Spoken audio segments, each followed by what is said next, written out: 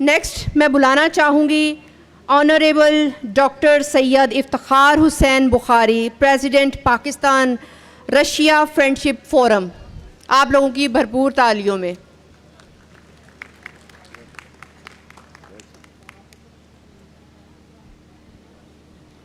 Thank you very much. Your Excellency, Albert P. Khorov,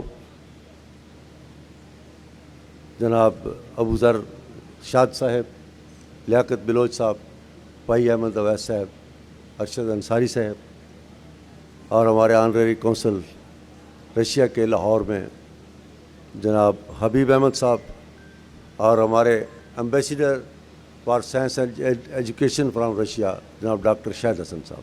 آپ لوگوں کا بہت شکریہ کہ آپ نے آج کی اس تقریب کو اس دن کے حوالے سے بہت ایک گریس دی. ہمارا علم و ادب اور تعلیم کے حوالے سے، اپنی سوچ اور خیال کے حوالے سے روس سے ایک بہت پرانا رشتہ ہے. میں اپنے دوستوں کا شکر گزار ہوں کہ پچھلے میری ٹیم نے مجھے 10 سال سے آئی ایم پریزیڈنٹ پاک رشیا فرینڈشپ فورم، اور اس سے پہلے ہمارے ساتھ بہت ہی معاونت رہی جناب الیکسی جودوف، ہز ایکسیلنسی، جو ہمارے یہاں پہ ایمبیسیڈر تھے اور بڑی اچھی اردو بولتے تھے.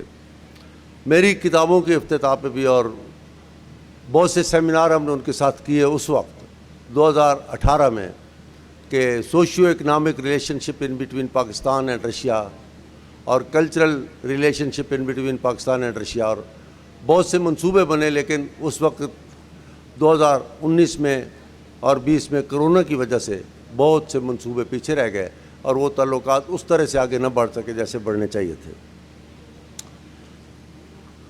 میں ایک طالب علم کی حیثیت سے اس زمانے میں جب 79 میں یہاں پہ افغانستان میں مداخلت ہو رہی تھی، تو اس جبر میں ایک پمفلٹ لکھا تھا کہ یہ جنگ ہمیں نہیں لڑنی چاہیے، یہ ہمارے مستقبل کے لیے بہت خطرناک ہوگی.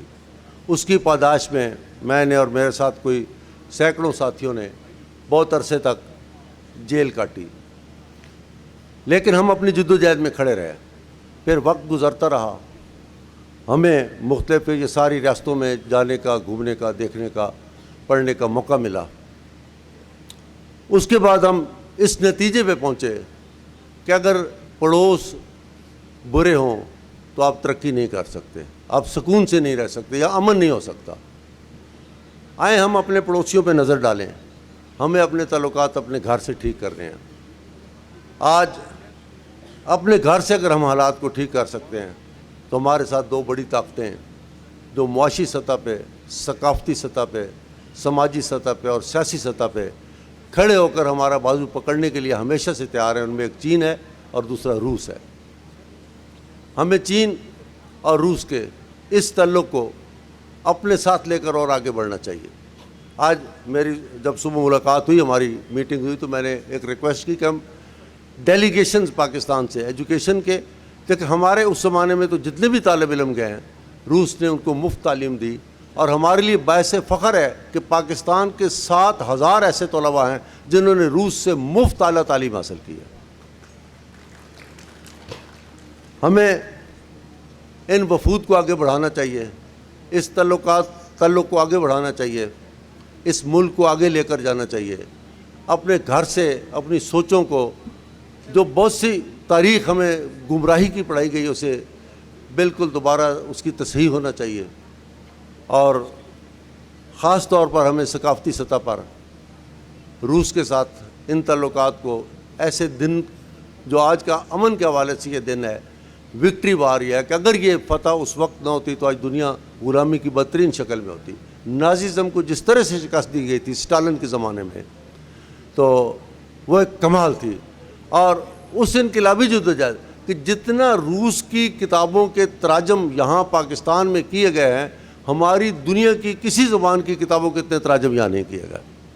ہمارے پاس چیخوف کی، پشکن کی، دوستویسکی کی، میکسم گورکی کی، نور باف کی تمام کتابیں ہماری مارکیٹس میں، ہمارے لوگوں میں یہاں، جنہوں نے ہمیں ثقافت سکھائی. جیسے سیگمنٹ فرائڈ نے کہا کہ کہ زندگی دو چیزوں کا نام ہے, half the life is philosophy and half the life is literature. تو جس نے لٹریچر نہیں دیکھا, نہیں پڑھا, نہیں جانتا, وہ آدھی زندگی گزار رہا ہے. تو فلاسفی تو ہمارے پاکستان کا بچہ فلاسفر ہے. ہم جب ریڈیو والے سے بھی بات کرتے ہیں تو وہ ہمارے ساتھ فلسفے کی بات کرتا ہے. تو اس فلاسفر قوم کو لٹریچر میں بھی آگے بڑھنا چاہیے. یور ایکسیلنٹیز, آپ کا بہت بہت شکریہ, آپ نے ہمیں یہ موقع دیا. اور میں اپنے تمام دوستوں کو کہ ان 2 دن کے ریکویسٹ پہ میرے اشرف نظامی صاحب کے اور ڈاکٹر صاحب کے اتنی بڑی تعداد میں دوست تشریف لے آئے, میں آپ سب کا بہت شکر گزار, بہت مہربانی.